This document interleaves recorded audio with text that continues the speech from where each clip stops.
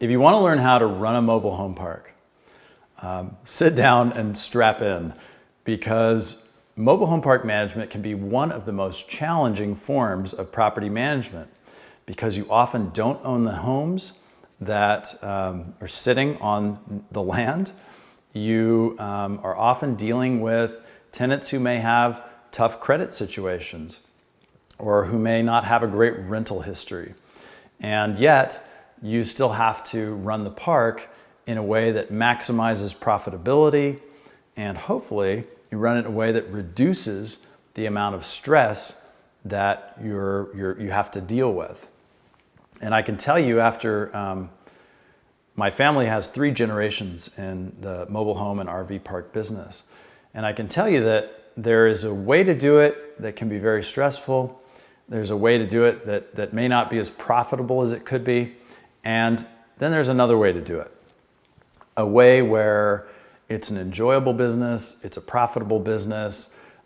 you know how to deal with tenants, you know how to attract the right tenants, you know how to advertise to them, to market to them, to qualify them, you know how to deal with all of the situations that come up. And it really is the difference between a great business and a business that's really challenging. And you know, we went through the really challenging part for a long time. We were doing it by trial and error before we developed all of these processes and the paperwork and learned what to say and how to say it.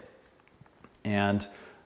if you're not in the business yet, I don't want to scare you away from it, because it's a great business when you know what you're doing and you know how to do it. So the real trick is how you manage the park, who you put into the park, and how you attract people to the park. And if you can get those components right, it can really be a great experience, and it can be very profitable in terms of the amount of money that a park can generate. So if you are a mobile home park owner who is looking at managing your own park, or if you want to hire a property manager, then I'd encourage you to check out mobilehomeparkclassroom.com.